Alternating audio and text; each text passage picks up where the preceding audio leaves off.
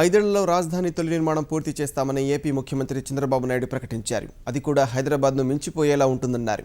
రాజధానికి సంబంధించిన సిఆర్డీఏ బిల్లును ఈ అసెంబ్లీ సమావేశాల్లోనే ప్రవేశపెడతామని చెప్పారు. ఇక రాష్ట్రానికి ప్రత్యేక హోదా ఖచ్చితంగా వస్తుందని, ఆ దిశగా అడుగులు పడుతున్నాయని స్పష్టం చేశారు. ఆంధ్రప్రదేశ్లో మిగులు విద్యుత్ ఉండి ఉంటే తెలంగాణకి ఇచ్చేవాళ్లమని అన్నారు. నవ్యాంధ్ర రాజధాని తొలిదశ నిర్మాణాన్ని వచ్చే ఎన్నికల నాటికి పూర్తి చేస్తామని ముఖ్యమంత్రి చంద్రబాబు స్పష్టం చేశారు. అందులో ముఖ్యమైన ప్రభుత్వ భవనాలు, వాణిజ్య సముదాయాలు, కొన్ని నివాస సముదాయాలు ఉంటాయని వెల్లడించారు. రాష్ట్రానికి మధ్యలో ఉన్నందునే విజయవాడ పరిసరాలను రాజధానిగా ఎంపిక చేశామని చెప్పారు. శుక్రవారం సచివాలయంలో జాతీయ మీడియా ప్రతినిధులతో ఇష్టాగోష్ఠిగా మాట్లాడిన ఆయన వివిధ అంశాలపై అభిప్రాయాలు పంచుకున్నారు. రాజధాని ప్రాంతంలో భూ సమీకరణకు చట్టబద్ధత కల్పిస్తామన్న చంద్రబాబు ఈ అసెంబ్లీ సమావేశాల్లోనే సిఆర్డీఏ బిల్లును తీసుకొస్తామన్నారు. సింగపూర్ బృహత్తర ప్రణాళిక ఆధారంగా రాజధాని రూపురేఖలు నిర్ణయిస్తామన్నారు. కొత్త రాజధానిలో సామాజిక జీవనం ఖచ్చితంగా ఉండాలని, లేకుంటే గుజరాత్ రాజధాని గాంధీనగర్లా మారుతుందని అభిప్రాయపడ్డారు.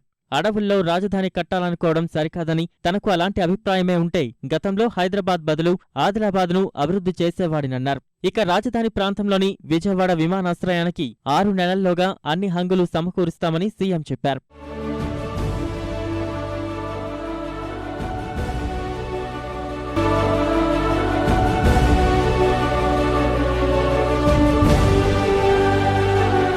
నవ్యాంధ్రలో చాలా సవాళ్లు ఉన్నాయన్న చంద్రబాబు అందులో ముఖ్యమైనది రాజధాని లేకపోవడమేనన్నారు. అనూహ్యంగా హుద్హుద్ విలయం సృష్టించిందని, ఇక వర్షాభావ పరిస్థితులు, లోటు బడ్జెట్ ఉండనే ఉన్నాయని గుర్తు చేశారు. రాష్ట్రానికి కేంద్రం ఖచ్చితంగా ప్రత్యేక హోదా ఇస్తుందన్న సీఎం ఆ అంశంపై చర్చలు కొనసాగుతున్నాయని చెప్పారు. ఆ వ్యవహారం కొలిక్కి వచ్చేలోపు అభివృద్ధి ప్రణాళికను సిద్ధం చేసుకుంటామన్నారు. ఇక ఈ 6 నెలల్లో కేంద్రం రాష్ట్రానికేమీ చేయలేదని నిందలు వేయలేమన్న బాబు అక్కడ కూడా ప్రభుత్వం ఏర్పడి కొద్ది కాలమే అయిన విషయాన్ని మరవరాదన్నారు.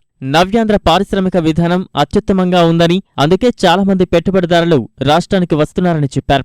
ఇప్పుడు రాష్ట్రానికి ఉన్న ప్రధాన బలం నీరు, భూమి, నాయకత్వమేనని చంద్రబాబు వ్యాఖ్యానించారు. 2019 నాటికి జీఎస్డీపీలో రాష్ట్రాన్ని తొలి 3 స్థానాల్లో ఉండేలా చూస్తామని, ఆ తర్వాత 5 ఏళ్లలో దేశంలోనే అగ్రస్థానానికి చేరుస్తామని ధీమాగా చెప్పారు. సుదీర్ఘ తీర ప్రాంతాన్ని పూర్తిస్థాయిలో సద్వినియోగం చేసుకుంటామన్న చంద్రబాబు దేశానికి ఏపీని ముఖద్వారం చేయాలనే సంకల్పంతోని 14 ఓడరేవులను అభివృద్ధి చేస్తున్నట్లు వివరించారు. అలాగే ఆగ్నేయాసియాకు ఆంధ్రప్రదేశ్ను రవాణా కేంద్రంగా మారుస్తామని చెప్పారు. ఇక 2019 నాటికి రాష్ట్రాన్ని కరువు రహితంగా తీర్చిదిద్దుతామని వివరించారు.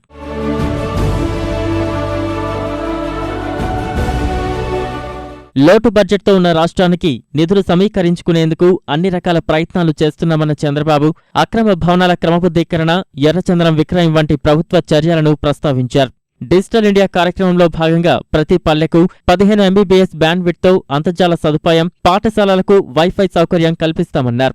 హిందూజా, కృష్ణపట్నం నుంచి తెలంగాణకు విద్యుత్ ఇవ్వాలనే ఒప్పందమే లేనప్పుడు ఉల్లంఘననే మాటకు తావులేదన్నారు. విద్యుత్ విషయంలో తాము ముందే మేల్కొనడం వల్లే సమస్యను అధిగమించగలిగామని స్పష్టం చేశారు. తమ వద్ద మిగులు విద్యుత్ లేదన్న బాబు ఉంటే తెలంగాణకు ఇచ్చేందుకు అభ్యంతరం లేదన్నారు. ప్రభుత్వ సంస్థల విభజన విషయంలో తెలంగాణ రాజకీయాలు చేస్తోందని ఆక్షేపించారు. తాను అభివృద్ధి చేసిన హైదరాబాద్పై ఇప్పటికీ ప్రేమ ఉందన్న ముఖ్యమంత్రి నవ్యాంధ్ర రాజధానిని అంతకంటే ఎక్కువగా అభివృద్ధి చేస్తామన్నారు.